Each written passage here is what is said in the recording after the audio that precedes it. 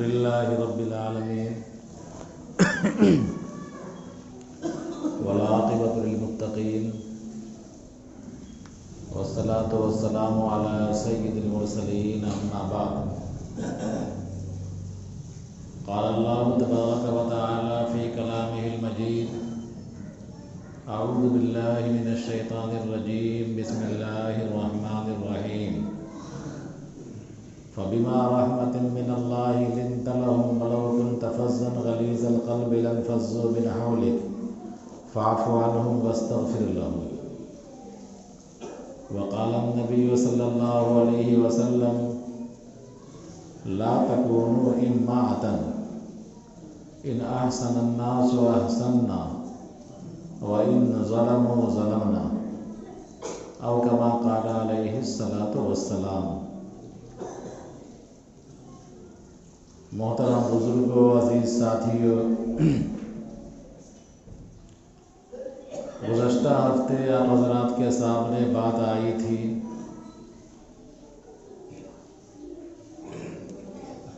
جو خرابیاں ہمارے معاشرے میں در آئی ہیں،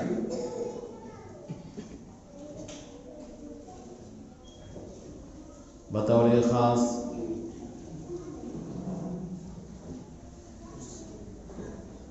بدعت کے حوالے سے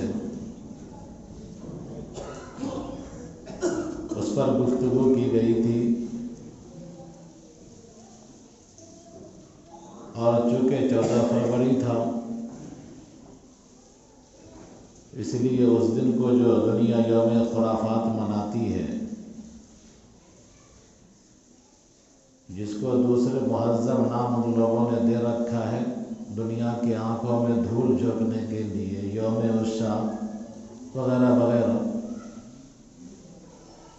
اس کی قباحت اور کراہت کے تعلق سے بات آئی تھی آپ حضرات کے سامنے،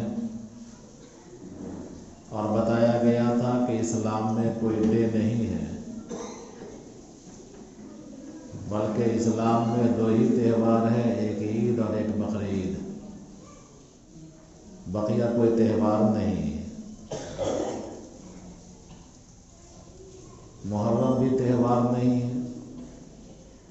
شب برات بھی تہوار نہیں ہے، اور لیلۃ القدر بھی تہوار نہیں ہے۔ تہوار 2 ہی ہے، عید اور بقرعید۔ بات آئی تھی اس سلسلے میں۔ آج لگ بھگ 22 شعبان ہے، اگلے ہفتے سے ہم لوگ رمضان المبارک کے مہینے میں داخل ہو جائیں گے انشاءاللہ۔ اللہ تعالیٰ اس ماہ مبارک کو ہمارے لیے اعمال خیر میں ترقی کا ذریعہ بنائے۔ میں نے آیت پڑھی ہے اور ایک حدیث کا ٹکڑا پڑھا ہے،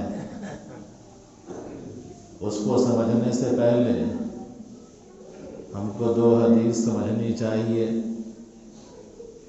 کہ جناب نبی کریم صلی اللہ علیہ وسلم نے ارشاد فرمایا، بنی الاسلام علی 5 شہادت اللہ الہ الا اللہ واقام الصلاۃ وایتاء الزکاۃ وصوم رمضان والحج۔ اس حدیث کے اندر اسلام کے 5 ارکان کو بیان کیا گیا ہے کہ اسلام کی بنیاد 5 چیزوں پر ہے: لا الہ الا اللہ محمد الرسول اللہ کی گواہی دینا یعنی ایمان لانا، دوسرا نماز ہے، تیسرا روزہ ہے، چوتھا زکوٰۃ ہے، اور 5واں حج ہے۔ یہ اسلام کے ارکان کہلاتے ہیں۔ گویا کہ اسلام کے یہ موٹے موٹے پلر ہیں، اور جب دیوار مکمل ہو جاتی ہے، پلر کھڑا ہو جاتا ہے تو چھت کی ضرورت ہوتی ہے، تو اسلام کی جو تکمیل ہوتی ہے وہ حسن اخلاق سے ہوتی ہے۔ جناب نبی کریم صلی اللہ علیہ وسلم نے ارشاد فرمایا انما بعثت لاتمم مکارم الاخلاق، کہ میری بعثت جو ہوئی ہے، مجھے جو رسول بنا کر کے بھیجا گیا ہے، وہ اس لیے کہ میں حسن اخلاق کی تکمیل کر لوں۔ پتہ چلا کہ جہاں نماز، روزہ، حج اور زکوٰۃ، ایمان، یہ اسلام کی پلر اور دیواریں ہیں، ان کے بغیر عمارت کا تصور نہیں ہو سکتا، اسی طرح حسن اخلاق اسلام کی چھت ہے، اس کے بغیر اسلام مکمل نہیں ہو سکتا۔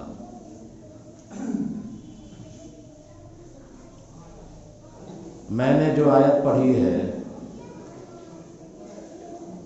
اس آیت کے اندر جناب نبی کریم صلی اللہ علیہ وسلم کے حسن اخلاق کی تعریف کی گئی۔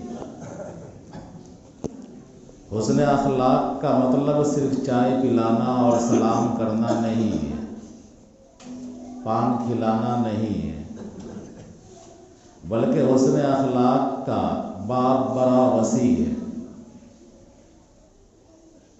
اس میں عفو و درگزر بھی آتا ہے، اس میں صبر بھی آتا ہے، اس میں حلم اور بردباری بھی آتی ہے، اس میں جود و سخاوت بھی آتی ہے، اس میں مہمان نوازی بھی آتی ہے، اس میں ایک دوسرے کو برداشت کرنا بھی آتا ہے۔ الغرض وہ تمام چیزیں جو ایک دوسرے کے لیے خوشی اور تقویت کا باعث بن جاتی ہیں، وہ تمام چیزیں جو ایک دوسرے انسان کے لیے خوشی اور تقویت کا باعث بن جاتی ہے، وہ سب حسن اخلاق میں داخل ہیں۔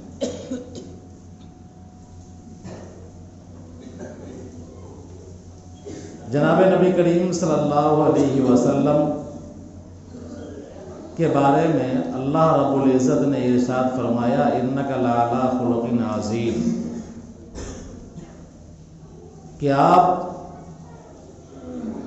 سب سے عظیم اخلاق پر فائز ہیں۔ آپ کے اتنا عظیم اخلاق والا دنیا میں نہ کوئی آیا اور نہ قیامت تک کوئی آئے گا۔ غزوہ احد کا موقع ہے اور آپ پڑھے لکھے سمجھدار لوگ ہیں۔ غزوہ احد میں کچھ صحابیوں کو آپ صلی اللہ علیہ وسلم نے ایک گھاٹی پر متعین کیا تھا کہ تم کو یہاں رہنا ہے، یہاں سے نیچے نہیں جانا ہے۔ لیکن جیسے ہی معرکہ حق و باطل برپا ہوا، مسلمانوں کو پہلے ہی وہلے میں فتح مل گئی، کفار بھاگنے لگے، تو وہ تمام لوگ جو گھاٹی پر تھے مال غنیمت اکٹھا کرنے کے لیے گھاٹی سے نیچے آ گئے، اور آنے کے بعد وہ مال غنیمت سمیٹنے میں مشغول ہو گئے۔ خالد ابن ولید اس وقت صحابی نہیں ہوئے تھے، بڑے بہادر تھے، جنگجو تھے، ایمان نہیں لائے تھے، کفار کی طرف سے وہ لڑ رہے تھے مسلمانوں کے خلاف۔ خالد ابن ولید جنگی میدان کے ماہر، انہوں نے دیکھا کہ وہ علاقہ جہاں 50 تیر اندازوں کو محمد صلی اللہ علیہ وسلم نے اکٹھا کر دیا تھا، وہ علاقہ خالی ہو چکا ہے۔ اگر ہم پہاڑ کے دامن کا چکر کاٹتے ہوئے جاتے ہیں اور اس گھاٹی سے حملہ کرتے ہیں دوبارہ، تو مسلمان تو مال اکٹھا کرنے میں مشغول ہیں، ہتھیار چھوڑے ہوئے ہیں، تلوار ان کی نیام میں ہے، تو بے خبری میں ہم ان کو چپیٹ لیں گے۔ چنانچہ پہاڑ کا چکر کاٹ کر کے اور اس گھاٹی سے خالد بن ولید نے حملہ کر دیا اور شدید حملہ کیا۔ مسلمان افراتفری کے عالم میں مبتلا ہو گئے۔ جس کو جدھر موقع ملا ادھر پناہ کی تلاش میں نکلنے لگا۔ نبی کریم صلی اللہ علیہ وسلم کے پاس بھی کچھ افراد تھے، وہ بھی شدت جنگ کی وجہ سے وہاں سے ہٹنے لگے، کھسکنے لگے، دور چلے گئے۔ آپ صلی اللہ علیہ وسلم ایک گڈھے میں بھی گر گئے۔ تو ملی ہوئی فتح شکست میں بدل گئی۔ پھر اس کے بعد کفار میدان چھوڑ کر کے بھاگ گئے، پھر اللہ نے فتح سے ہمکنار کیا۔ تو ایک آئی ہوئی فتح، ایک دیکھی ہوئی فتح، آنکھوں سے مشاہدہ کی ہوئی فتح شکست میں بدل گئی۔ آپ صلی اللہ علیہ وسلم زخمی ہوئے۔ اس موقع پر اللہ تبارک و تعالیٰ نے یہ آیت نازل فرمائی، فَبِمَا رَحْمَةٍ مِّنَ اللَّهِ لِنْتَ لَهُمْ وَلَوْ كُنْتَ فَظًّا غَلِيظَ الْقَلْبِ لَانفَضُّوا مِنْ حَوْلِكَ فَاعْفُ عَنْهُمْ وَاسْتَغْفِرْ لَهُمْ وَشَاوِرْهُمْ فِي الْأَمْرِ۔ کہ اللہ کی مہربانی ہے، یہ اللہ کا عظیم احسان ہے آپ پر کہ اللہ نے آپ کو نرم دل بنایا ہے، لنت لہم، کہ آپ ان صحابہ کرام کے لیے نرم ہیں۔ آپ کمانڈر ان چیف ہیں، سپہ سالار ہیں مسلمانوں کو، اور آئی ہوئی فتح شکست میں بدلتی ہوئی دیکھ رہے ہیں۔ آپ خود زخمی ہیں، لیکن آپ نے کسی صحابی سے کوئی چھیڑ چھاڑ نہیں کیا، کوئی جرح نہیں کیا، کوئی باز پرس نہیں کیا کہ تم اس گھاٹی سے کیوں اترے نیچے، تم میدان چھوڑ کر کے کیوں منتشر ہوئے، ہمارے پاس سے کیوں بھاگے۔ آپ نے کسی سے کوئی سوال نہیں کیا۔ اللہ نے فرمایا کہ اللہ کا احسان عظیم ہے آپ پر کہ اللہ نے آپ کو انتہائی نرم بنایا ہے، لنت لہم وَلَوْ كُنْتَ فَظًّا غَلِيظَ الْقَلْبِ، اگر آپ دل کے سخت ہوتے، زبان کے سخت ہوتے، لَانفَضُّوا مِنْ حَوْلِكَ، تو یہ صحابہ کرام کی جماعت جو آپ کے ارد گرد رہتی ہے آپ کے پاس سے منتشر ہو جاتی، آپ کے پاس سے ہٹ جاتی، اور آپ کے پاس سے ہٹنے کا مطلب ہوتا کہ یہ اسلام سے نکل جاتے۔ فَاعْفُ عَنْهُمْ، اے نبی کریم صلی اللہ علیہ وسلم ان کے اس چوک کو معاف کیجیے، وَاسْتَغْفِرْ لَهُمْ، اور معافی نہیں کیجیے، آپ ان کے لیے دعائے مغفرت کیجیے، دل سے نکال دیجیے۔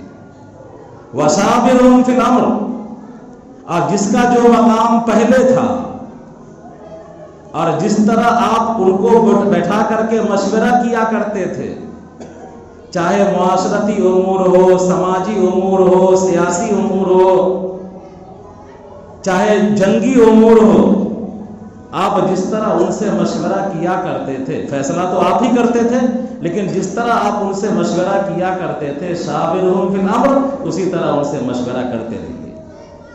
یعنی ان کی اس چوک کا آپ کے دلوں پر کوئی اثر نہیں ہونا چاہیے۔ یہ اللہ رب العزت نے آیت اتارا، آپ صلی اللہ علیہ وسلم کے اخلاق کی تعریف فرمائی اور اپنا احسان عظیم بتلایا۔ اس سے پتہ چلا کہ اللہ کا اگر ہم پر احسان ہے تو اس کی علامت یہ ہے کہ ہمارے دلوں کے اندر نرمی آئے گی، ہماری زبان کے اندر نرمی آئے گی، ہماری سوچ کے اندر ہمدردی آئے گی، ہماری فکر میں ہمدردی آئے گی، ہم ایک دوسرے کے غمگسار بنیں گے۔ اگر یہ صفات ہمارے اندر ہیں تو یہ سمجھیے کہ اللہ کا احسان ہے، اور اگر یہ صفات ہمارے اندر نہیں ہے تو کہیں نہ کہیں فولڈ ہو رہا ہے، ہم میں کمیاں ہیں۔ اللہ تبارک و تعالیٰ کے ہم محبوب نہیں۔ جناب نبی کریم صلی اللہ علیہ وسلم نے ایک یہودی سے قرضہ لیا تھا، وہ یہودی آ گیا تقاضا کرنے کے لیے آپ کے پاس۔ آپ صلی اللہ علیہ وسلم نے کہا کہ ابھی میرے پاس پیسے نہیں ہیں، تم رکو، صبر کرو، تمہارا انتظام ہو جائے گا۔ اس نے کہا کہ جانے کا نہیں، میں آپ کے پاس سے ہٹوں گا نہیں جب تک کہ میرا قرضہ آپ ادا نہ کر دیجئے۔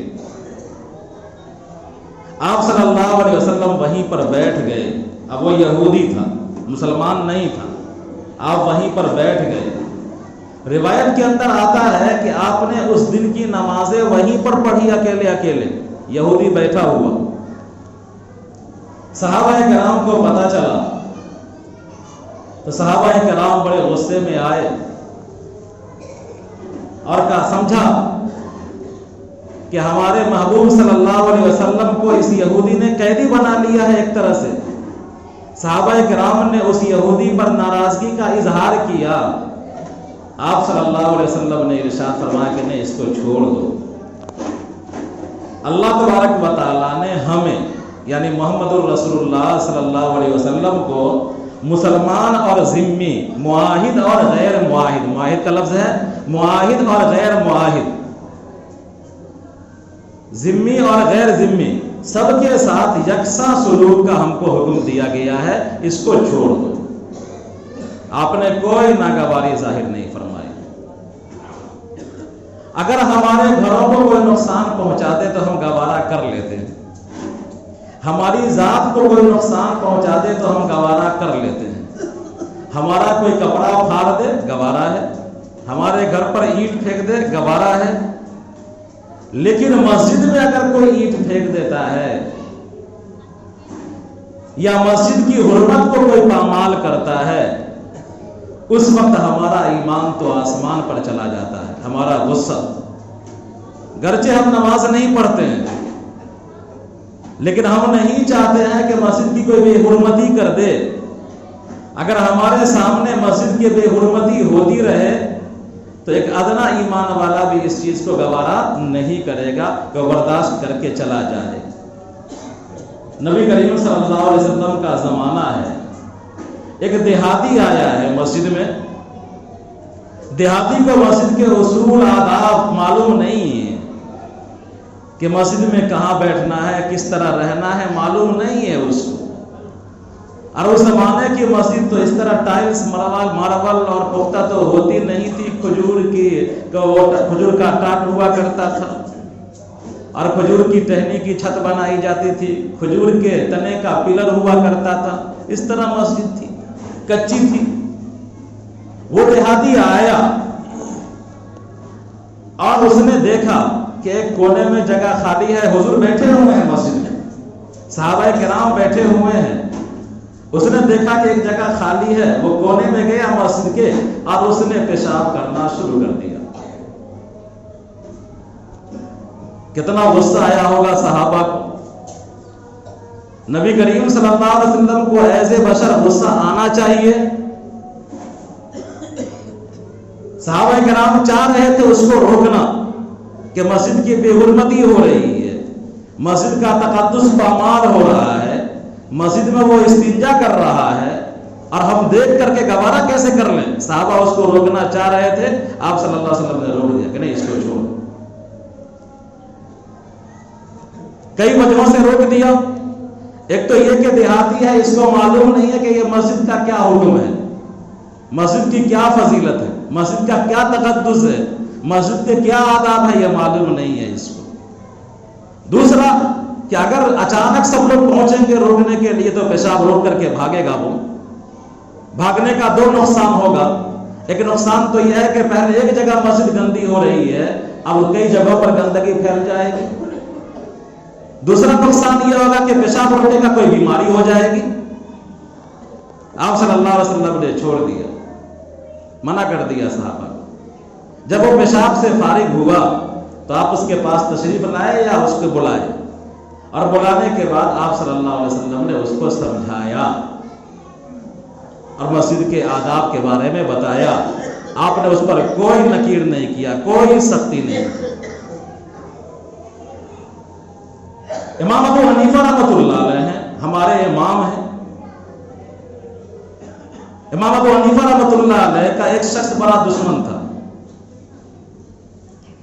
حسد میں مبتلا تھا۔ ایک موقع پر جا رہے تھے اپنے گھر امام اعظم ابو حنیفہ رحمۃ اللہ علیہ، وہ شخص پیچھے پیچھے ہو گیا، ساتھ ہو گیا اور ایک دم امام ابو حنیفہ کو گالی دینا شروع کر دیا۔